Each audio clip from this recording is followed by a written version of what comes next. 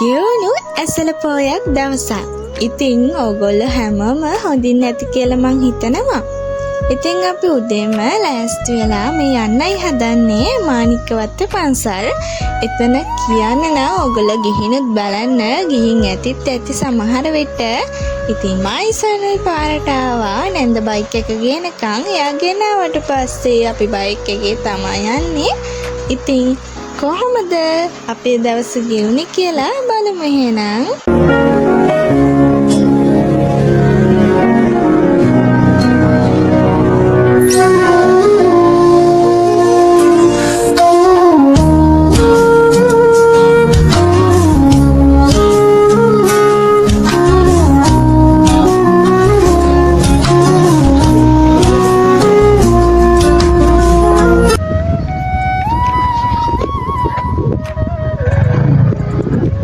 අවිස්සාවෙල්ලේ හරියදී අපි වසට ආවුණා. ඊට පස්සේ ඉතින් අයිනකට වෙලා ඉඳලා ඕනේ ඉතින් අපි පන්සලට ආවා.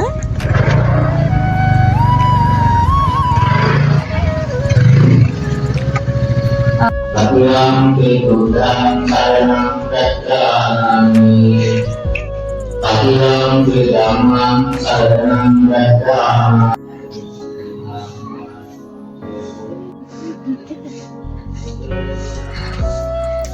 පන්සල කියන්නේ ඇත්තටම හිත නිවන තැනක්, සැනසෙල්ලක් දැනෙන තැනක්.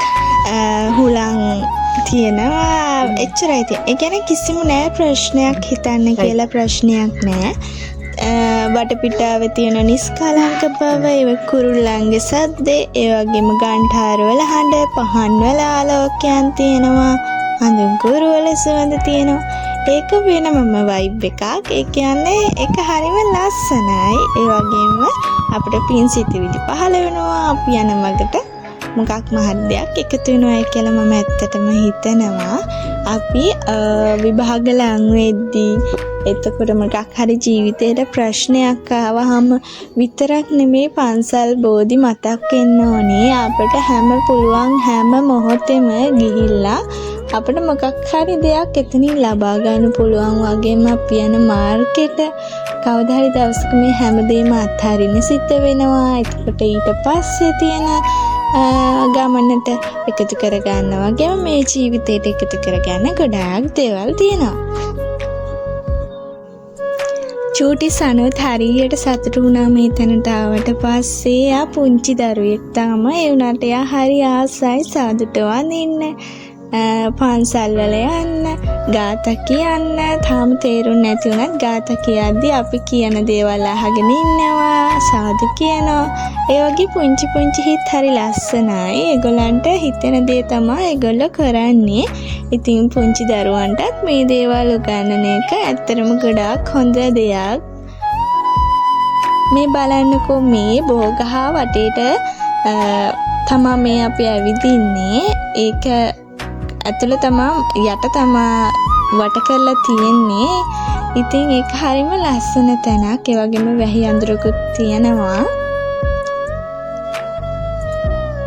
ඔය පේනවාද චූටි සනුව ගාන්ටාරයක් ගහනවා. එයා හරිම ඇත්තටම එතන හරිම සතුටින් ඉඳී එයානම්. මේ වගේ දවස් හරි ලස්සනයි. මේ වගේ දවස් ඇත්තටම තවත් ඉස්සරහට එන්න කියලා මම ප්‍රාර්ථනා කරනවා.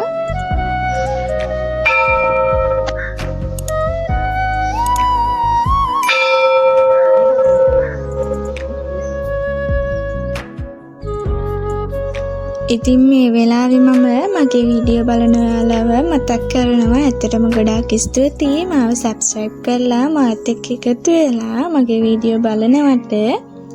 ඉතින් මේ වීඩියෝ එක මාව සබ්ස්ක්‍රයිබ් නොකර බලන කෙනෙක් නම් ආරාධනා කරනවා සබ්ස්ක්‍රයිබ් කරලා මගේ වීඩියෝ හැමදාම බලන්න බෙල් අයිකන් එකත් ක්ලික් කරලා තියාගන්න කියලා. ඉතින් බලන්නකෝ මේ කඳු මුදුන් වල ලස්සන, ඒ වගේම බුදු සාදුලාගේ පිළිම තියෙනවා. ඒවා ලස්සන. මේවා ඇත්තටම දකින්න ආස හිතෙන දේවල්, දකින්න බලන්න හිතෙන දේවල්. ගොඩාක් වෙලා හරි එතන ඉඳ හිතෙනවා.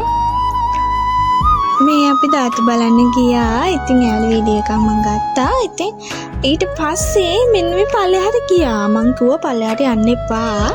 එතන තියෙන්නේ දානශාලාව. ඒ කියන්නේ උපාසක උපාසිකාවල් සිල් ගන්න තැන. ඇහුවේ නෑනේ. දැන් ගිහින් ආයේ එනෝ.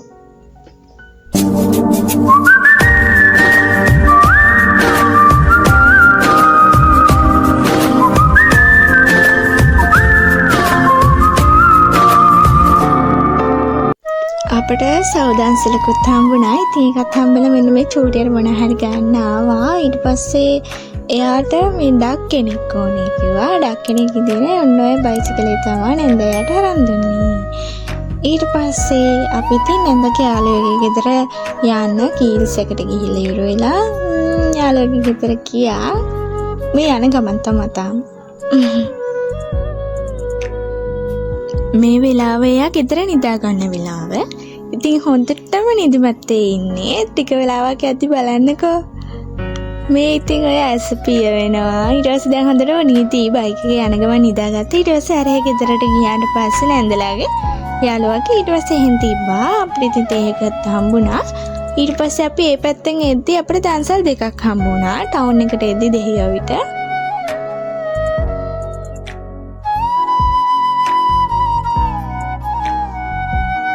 ඒ වෙලාවේ හැටියට මහන්සියට අවුවට අයිස්ක්‍රීම් එක මාරුවට සෙට් වුණා. ඉතින් අපි තුන්දෙනාම එකත් කාලා දෙහියවිට මාවා. දෙහියවිට දෙද්දී ඉන්දියාප්පයි පරිප්පුයි සම්බොල්.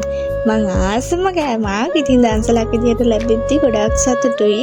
ගොඩාක් පිං සිද්ධ වෙනවා මේ වගේ දන්සල් දෙන අයට. ඊට පස්සේ මං ආච්චිමවත් අමායි සනුයි අපි තුන්දෙනාම ආච්චිමව බලලා ඊට පස්සේ එයා සිල් ගත්තනේ. ඊට පස්සේ එයා බලලා මං ගෙදර ආවා මල් එහෙම කඩාගෙන ගෙදර පහන තියන්න ගෙදර ආවා. ගෙදර ආවට පස්සේ ඉතින් මං ආසම දේ කරා. ඉතින් මේ තමයි මල් වට්ටි. මම මල් වට්ටිය හරි ලස්සනට හදන්න හරි කැමතියි ආසයි. එදා දවස් ඔන්න ඔය විදිහට කාලා බුදුන් ඇඳලා දවස් අවසන් වෙනවා.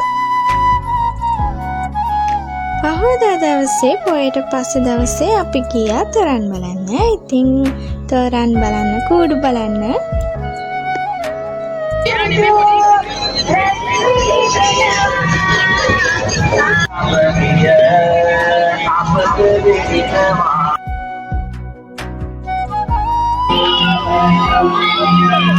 දුරචන පදවල එම බඩු කිකුණා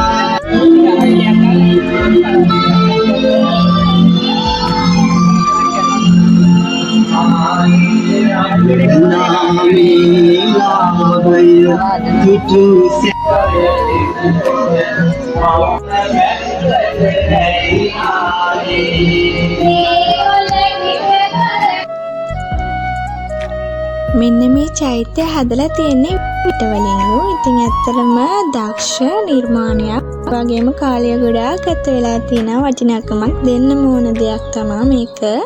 මේක විතරක් නෙමෙයි එතන තිබුණ හැම දෙයකටම.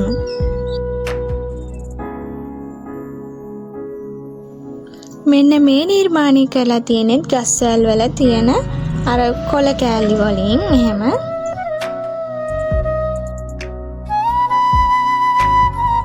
මේ වගේ කුඩු නිර්මාණය කරන්න ගොඩාරියක් මහන්සි වෙලා ඇති. අනේ මහන්සියට ගොඩාරියක් වටිනාකමක් දෙන්න ඕන තැනක්. ඉතින් මේක තරංගාවලියක්. ඉතින් හරිම කෙනාට මං ස්ථානයක් ලැබෙයි කියලා බලාපොරොත්තු වෙනවා. ඉතින් අපි මේක බලන්න ගියා ආච්චි අම්මයි මායි චූටි සානෝයි අපේ නන්දයි.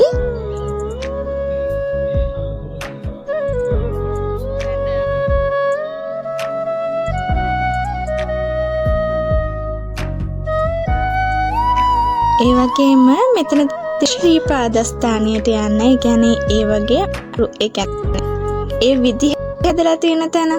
ඉතින් ඔන්න ඔය විදිහට ඇත්තට මේ විදිහටම තමයි. මොකද අපේ ඒ කියන්නේ ඒ විදිහටම කියන්නේ එහෙට ගිහින් ආවට පස්සේ තේරෙනවා සිරිපාද ගියා වගේ එකක්. මොකද අපිට සිරිපාද ගිහින් එද්දි කකුල් රිදෙනවා එද්දි. ඉතින් ඒ වගේම අත්දැකීමක් අපිට ලැබුණා. ඒ වගේම හරිම ලස්සනයි. ඒ වගේම සිරිපා කරුණා කරනවා වගේම අපි ඉතින් ගිහින් ආවා. මේ තියෙන සාම චෛත්‍ය කියලා අනුරුවක් හදපු එකක්.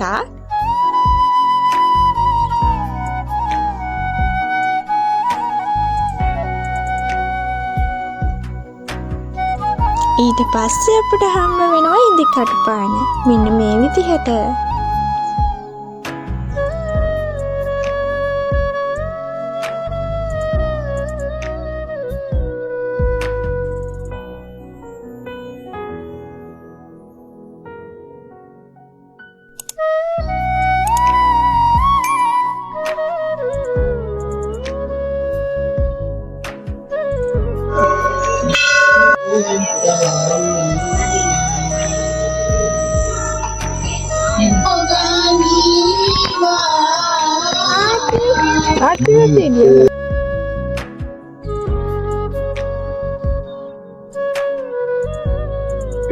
එහෙනම් තව ටිකකින් අපි මේ විස්තර කතාවට සම්බන්ධ වෙන ඊට සලස්වන්න කියලා මතක් කරනවා.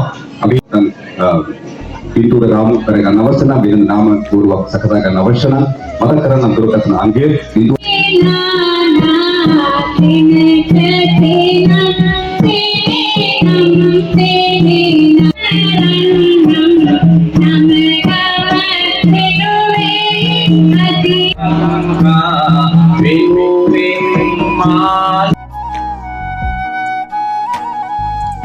ඉතින් අපි ටික වෙලාවක් තොරණ දිහාත් බලන් ඉඳලා කතා වස්තුවත් අහගෙන ඉඳලා ඉවර වෙලා අපි ටිකක වෙලාවකින් ආවා.